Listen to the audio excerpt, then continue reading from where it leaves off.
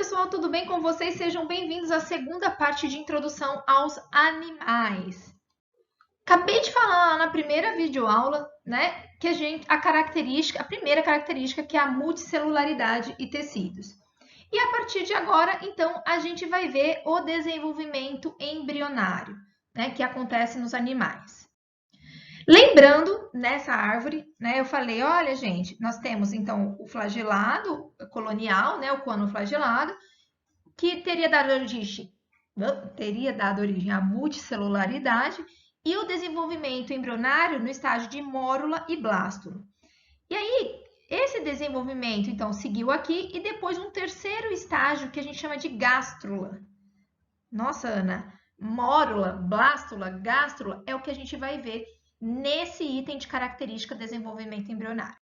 Mas a gente não vai ver só isso, tá? O desenvolvimento embrionário, ele é subdividido em fecundação, tipos de óvulos, segmentação e clivagem e gastrulação. Então, tudo isso é subtipos que a gente precisa entender do desenvolvimento embrionário.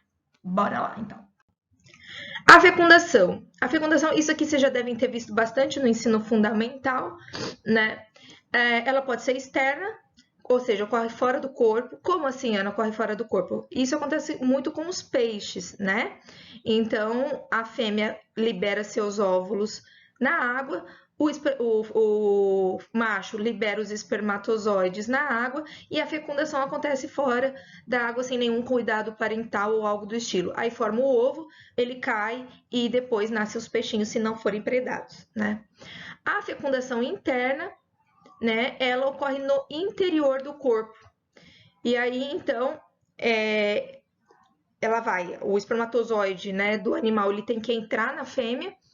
E aí, a forma como vai ser gerado esse indivíduo, esse ser vivo, a gente vai chamar eles de ovíparos, ovovivíparos e vivíparos, ok? Então, vamos lá. O que são os ovíparos? Os ovíparos são aqueles que botam ovos. Então, no caso da galinha, né, ela vai ter a fecundação dela interna, aí ela vai botar o ovo para fora e vai chocar. Então, os ovíparos, né, eles não passam pelo o desenvolvimento deles no interior da mãe. A fecundação e esse ovo formado já é para fora. Então, o desenvolvimento passa inteirinho fora do organismo da mãe. Imagina assim, ó, eu tenho o óvulo e o espermatozoide, ok? Eles vão fecundar e formar, lembra, ó, N com N forma uma célula chamada 2N, chamada de ovo ou zigoto, que vai se desenvolver no ser vivo, né? Como todo desenvolvimento passa fora do corpo da mãe, esse óvulo da mãe e, consequentemente, o ovo tem que ter muita comida. Porque como que o pintinho vai crescer, né? Que é o caso da gema. Então, a gema do ovo é a comida do pintinho que vai se desenvolver. Essa substância nutritiva, esse alimento, ele é chamado de vitelo. Então, os ovíparos, eles têm óvulos com grande quantidade de vitelo, de alimento. Por quê? Para nutrir. Isso não vai acontecer com os vivíparos. O nosso óvulo, como o que são os vivíparos? Os vivíparos são aqueles que não têm ovo e que todo o desenvolvimento ele vai ser dentro da mãe. E a mãe, por meio da sua placenta e do cordão umbilical, vai começar a fornecer alimento. Então, todo o desenvolvimento do embrião passa dentro da mãe. Então, o óvulo desse ser vivo vai ter pouco vitelo. Pouquíssimo vitelo. Por que ele não vai ter vitelo? Porque é a mãe que alimenta. Então, ele não precisa de um óvulo rico em substâncias nutritivas. Então, os vivíparos, eles não têm formação de ovo, tá? Não forma ovo. E o desenvolvimento é 100% dependente da mãe, no interior da mãe. E o ovo vivíparo, ele fica no meio. O ovo vivíparo, ele faz os ovos, tá? Então, tem o ovo, só que o ovo não vai para fora. O ovo fica na mãe. Olha que interessante, né? Então, esses ovos, eles têm também geralmente apresentam quantidades grandes de vitelo, porque a mãe só está com o ovo lá dentro, a mãe não está nutrindo esse ser vivo, ok? Então, o ovo vivíparo, ele passa o desenvolvimento dele no interior da mãe, só que dentro de um ovo, ok? E aqui, se vocês quiserem, obviamente, né, eu explico a diferença, né, dos ovíparos, dos ovovivíparos e dos vivíparos. Presta sempre atenção, né, o desenvolvimento no exterior do corpo da mãe, dentro do ovo, os ovovivíparos no interior da mãe, mas dentro do ovo, e aqui no interior do organismo materno, mas não a ovo. E presta atenção com a quantidade de vitelo, né? Aqui se alimenta de substâncias nutritivas, aqui também, mas aqui não, ok? Porque o alimento é fornecido diretamente para a mãe. E eu dei alguns exemplos. A segunda característica do desenvolvimento embrionário, que eu já dei um spoiler agora, são os tipos de óvulos. Então, os óvulos, né, eles são gametas femininos. Via de regra, é uma das maiores células do nosso corpo, né? Uma célula grande e imóvel, porque quem vai ser móvel é o espermatozoide. E ela vai ter vai ter reservas nutritivas, nem sempre grandes, né? O que é vitelo? Então, vitelo é o alimento do embrião. Dependendo do tipo de desenvolvimento, né? Se o desenvolvimento vai ser no ovo, se vai ser pela mãe que vai nutrir, o óvulo vai ter grandes quantidades de vitelo ou poucas quantidades de vitelo. E aí, então, eu tenho os tipos de óvulos. Então, olha só. O isolécito ou oligolécito, oligo é pouco, tá? Então, o óvulo oligolécito é aquele que tem pouca substância nutritiva e essa substância está distribuída homogeneamente, igual pelo óvulo, tá? Os heterolécitos, eles têm muito vitelo, tá? Por quê? Porque geralmente está nos anfíbios e nos peixes, que tem fecundação externa. Se eles têm fecundação externa, nem todos, tá? Mas se tem fecundação externa, eles têm que ter muita quantidade de vitelo. Mas o heterolécito, ele tem grandes quantidades de vitelo aqui embaixo, que a gente chama de polo vegetal, e pouca em cima, perto do núcleo, que é o polo animal. Então, o que eu costumo falar sempre? Decorar um pouco mais de quem não tem quem tem pouco vitelo, que aí fica um pouco mais fácil. Então, ó, o alécito, A é 100, né? Então, se A é 100 e lécito é vitelo, 100 vitelo somos nós. Nós temos pouquíssimo vitelo, quase nada de vitelo. Por quê? Porque o desenvolvimento vai ser dentro da mãe, que então são os mamíferos, tá? Exceto os prototérios. Claro, porque é o ornitorrinco. Nós vamos ver o ornitorrinco bota ovo. É um mamífero que bota ovo. Ok? Então, alécito, óvulos com pouquíssima substância nutritiva. Oligolécito, pouca. Do resto, quase todos têm grandes quantidades de vitelo. Tá? Então, aí vocês veem aqui, por exemplo, o telolécito está em répteis, aves, né? E nesses mamíferos que eu falei para vocês que botam ovos. Beleza? O centrolécito estão nos insetos. Hoje o vestibular tende a pedir menos esses nomes, mas já vi questões, né, que vocês está ligado à quantidade de vitelo ao tipo de desenvolvimento do óvulo, do embrião, ok? Hoje eu ainda estou dormindo, gente. Ainda bem que eu estou percebendo minhas ratas. Bom, e aí a partir do momento que eu fecundei, então vamos lá, mais uma vez.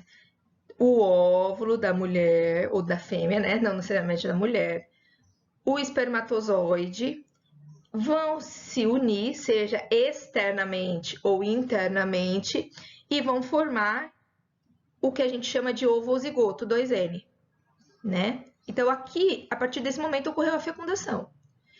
Quando ocorre a fecundação, essa célula zigoto, esse ovo, ele tem que começar a se dividir para formar o indivíduo, que somos nós. O que vocês estão vendo aí de azul, nós já passamos por isso, quando nós fomos fecundados, né? Então, esse ovo vai começar a fazer divisões celulares. Que divisões celulares? Mitose. Então, o ovo vai ser dividido em 2, que vai ser dividido em 4, 8. Lembra que mitose, uma célula dá origem a 2, uma célula vai dar origem a 2. Essa parte que o ovo ele vai se dividindo, vai formando outras células, vai se multiplicando e vai se tornando maior e maior, maior, até formar um embrião, é chamado de segmentação ou clivagem. Então, o ovo sofre uma série de divisões mitose, formando um estágio chamado mórula. O que é a mórula?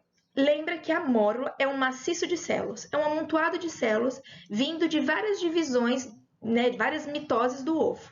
Então, o primeiro estágio, depois que a gente foi fecundado, nós viramos mórula. O que é a mórula? Um amontoado de células, ok? Beleza. A mórula, ela tem que continuar se desenvolvendo. E aí ela vai passar para o segundo estágio embrionário, que é a blástula, tá? A blástula, ela já é um pouquinho diferente.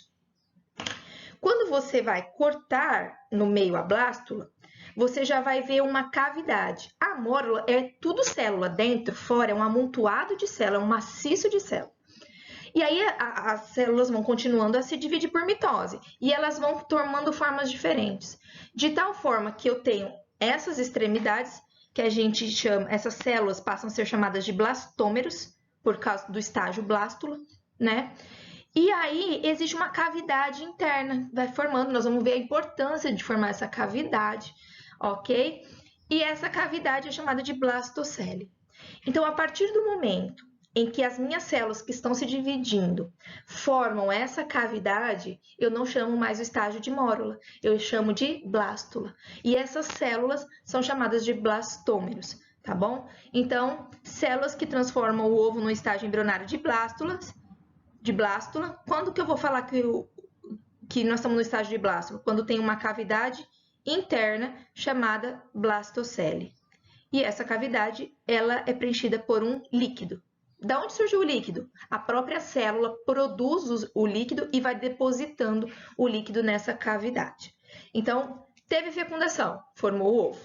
Multiplicou por mitose, formou a mórula. O que é mórula? Maciço de célula. Primeiro estágio de desenvolvimento. Segundo estágio de desenvolvimento é a blástula. Quando que eu falo que tem blástula? Quando eu tenho células chamadas blastômeros, que vão formar uma cavidade, que é a blastocele. Essa parte de desenvolvimento, todos os animais têm. Tanto os poríferos, que é o grupo separado, quanto os demais, ok? E aí, os eumetazoas, que são todos menos o porífera, vai ter um terceiro estágio, que é a gastro, ok? Que é a gastrulação. Bom, a gente vai falar da gastrulação daqui um pouquinho. Antes disso, nós vamos falar do tipo de segmentação. O que é o tipo de segmentação? Formou o ovo. Como que esse ovo vai ser dividido, né? Vai ser multiplicado. Então, isso vai depender da quantidade de substância nutritiva. O que acontece? Se eu tenho um óvulo que tem pouquíssimo vitelo, como o nosso, na hora que fecundar, a divisão do ovo pode ser total.